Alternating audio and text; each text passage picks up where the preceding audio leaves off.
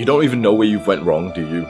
Picture your personality in terms of how feminine or masculine you are. You're a modern young man, that probably means you're way more feminine than you'd like to be. Jeffrey and Jess says that it's okay, that you should be even more feminine, but they don't realize that quite frankly, one of your biggest goals is to attract more women, to have more sex, and to eventually have an amazing wife and children. You will only get to that point if you rebalance your masculine and your feminine energy. Jeffrey and Jess are gonna get offended at this pursuit of ours, so let them.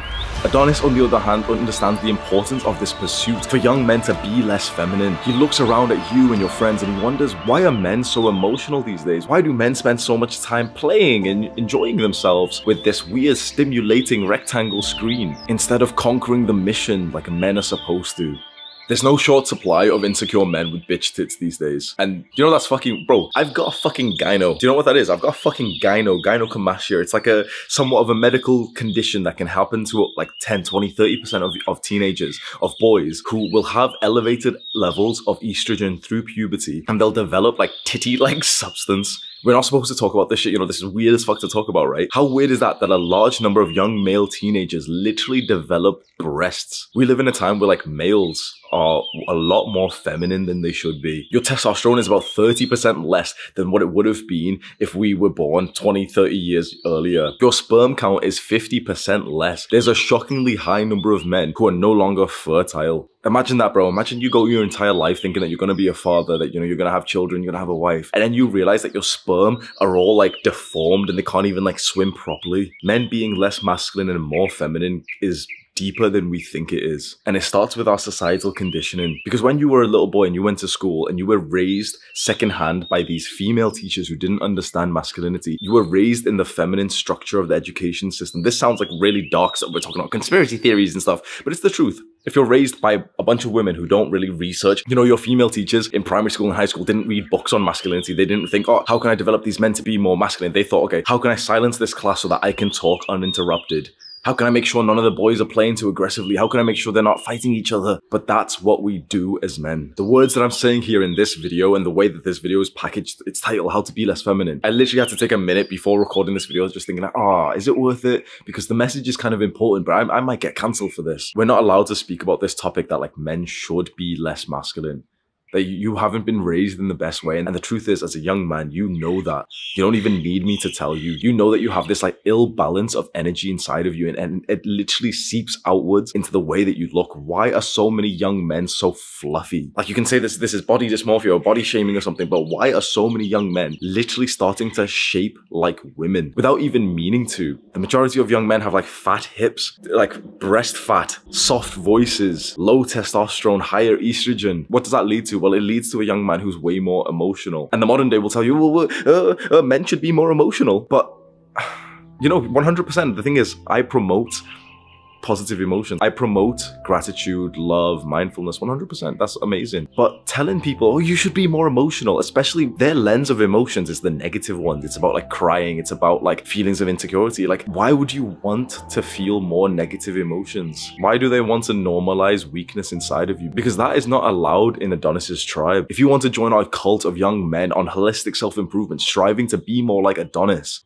you can be weak, but there is one requirement to join this cult. You must want to improve. You can be weak, but you must strive for strength. The only thing that we care about in this cult, this brotherhood, is that we all want to improve ourselves. Saying that it's okay to be weak, saying that, you know, you should be fine just how you are. You should love yourself. It doesn't work for us. As many times as these Jeffreys want to say to young man, like, oh, you know, just be yourself. It's like, bro, that advice has never worked for us. We don't feel good when we follow it, because just being ourselves is being a pathetic loser who's addicted to video games, who's watching porn, who's literally watching porn, watching some other man have sex with the woman that we're attracted to, with negative thoughts in our mind.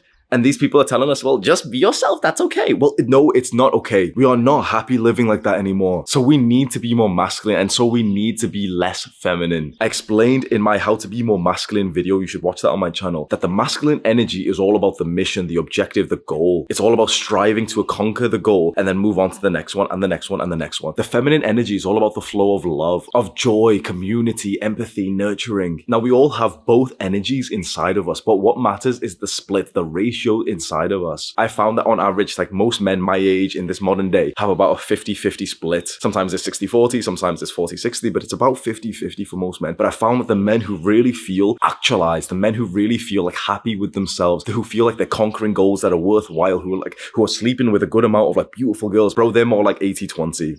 We're always going to have some feminine energy inside of us. And that's a good thing. Our ability to love and to be loved, our ability to be empathetic towards other people, that's actually very, very important. What you see in front of you right now, you might think, oh yeah, like Hamza's a masculine man. Like he has a good body and he sounds really confident. But the truth is, I actually have a fair amount of feminine energy, and I wouldn't even change that because the amount that I have is very like controlled. It's very like I've set it with intention. The work that you see, which I'm doing in front of you, is quite feminine because I'm using empathy to understand your problems and to give you advice for that. So feminine energy is valuable, but you don't want a surplus on it. You don't want an excess of feminine energy inside of you. So how do you be less feminine? And I want to give you advice which is better than just saying, oh, well, be more masculine. How do you specifically reduce the feminine parts inside of you? This is going to sound crazy because pretty much no one in the modern world will actually tell you this. You need to devalue love and joy.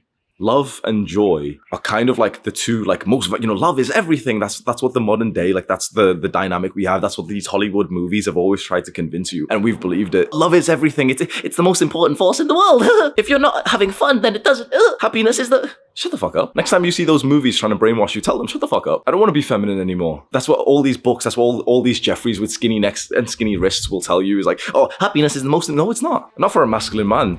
The most important thing in the world is the mission. Happiness is just a fleeting emotion. If you've ever looked into Stoicism, you know that we cannot base our big decisions, our life of emotions. Happiness and joy are emotions. They are nice to have. This isn't saying like, oh yeah, we're going to be dark. Oh, we're trying to feel like shit. Like, no, we're not trying to feel like shit. We'd like to feel good if we could. But if we don't feel good, we are still going to conquer that mission. Trying to prioritize love, joy, and happiness. Oh yeah, good vibes. Like that's the modern shit that people talk about. Like good vibes only. Trying to just prioritize those emotions will keep you kind of like fleeting to substances, to instant gratification, to people that you shouldn't be around. Masculine men are more like rocks. They don't budge easily. You need to devalue these like feel-good emotions that you've been told are the most important things in the world. And instead you need to start valuing goals, the mission, your objective. What is the current goal right now? Maybe for you, it's to finish watching this video and have a good understanding of masculine and feminine energy. Then that goal will be checked off. The next goal is, I'm running late on my muscle protein synthesis. Let me go downstairs and make that food. Conquer that goal. Then the goal is, okay, let me eat this. Conquer that goal. Then the next goal is, let me read for 2 hours. Conquer that goal. You focus on the goal, the objective, the mission. You focus on these tasks that need to be checked off. You focus on purpose, the greater vision for your work. You focus on being a man instead of just feeding the flow. I've really noticed like the feminine energy inside one of my best friends, Sam. He's my first video editor for this channel, and I'm traveling with him. We're in Thailand right now. I'm traveling with him and another best friend, Nabil. And there was a key moment. I didn't really say this too much to him, but we were all bringing back like bags of like heavy stuff, right? Heavy water bottles and everything. And it was kind of annoying because there was a lot of flies, like big ass fucking flies just flying like a lot of them. Imagine like they're like literally everywhere. We get out of the taxi here. We're walking up, we come up to our villa, and I saw the masculine energy inside of me and Nabil. It was like I could so clearly see that inside of our minds was, okay, it's uncomfortable here, grab like the bags and take them inside. That's the current mission. Whereas I saw the feminine energy inside of Sam because we walk in and he sees like how beautiful this place is. He sees like how like beautiful the sunset is. And the first thing he does is like drop the bags and he's like just like in awe. He's like enjoying the view and like taking a picture of it and everything. That's quite a specific example. Wanting to take a picture of the sunset doesn't just automatically make you feminine, but being too feminine is one of Sam's like biggest problems that he's really journaled about. He's really been talking to us about. And so I really saw this inside of him. And why do you think that is? You may not know my friend Sam. You may have seen him in some of my videos, but why would a young man's biggest problem be too much feminine energy inside of him? Well, Sam says it's because he's been raised by a single mother. He hasn't really had that much of his like father's masculine guidance around him. And truthfully, like me too. I wasn't raised by a single mother. My father was always in the home, but like I wasn't that close to him. So I didn't have like a masculine role model to really look up to imitate. You may have not had one either. See, this is where it gets like really deep and controversial to talk about masculinity and femininity in like more of a political situation. I am not like a political guy at all. I'm totally like ignorant on these things, but it does seem to me that there is more of like a political stance against masculinity and especially against fatherhood. There's a lot of like social justice against fathers and for mothers. I believe fathers get custody of their children only 99% of the time. And that means that we are the first generation of boys without fathers. So is it any wonder that our generation of boys are so feminine? That's something for you to decide if you want to, like, look into this politically. I don't really care for that thing. I don't really care for that, but there is a salvation to this. Join a tribe. Be surrounded by a brotherhood of masculinity. Be surrounded by a brotherhood of like-minded men who want to improve themselves. In Adonis's tribe, you will find a place where you feel important. This is the first and only modern cult that is holistically good for you. You have in front of you the offer to join a cult of young men who are no longer fine with being weak and feminine. This doesn't mean like, we're toxic and we hate women and fuck no, bro. Bro, I love women. Maybe a little bit too much.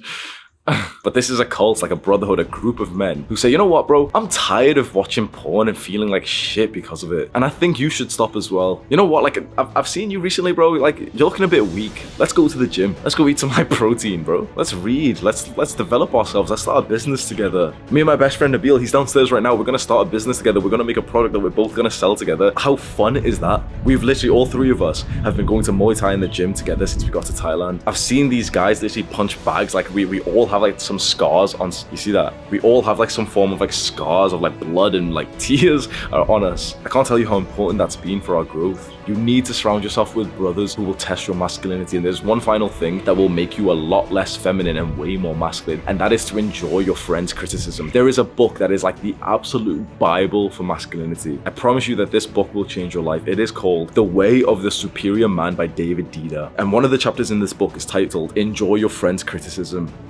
I was always way too sensitive for this when I was growing up. I didn't realize that this was a part of masculinity. I thought my friends were just being mean to me. I realize now that masculinity and brotherhood, we constantly test each other. We constantly criticize and tease each other. Can you guess why?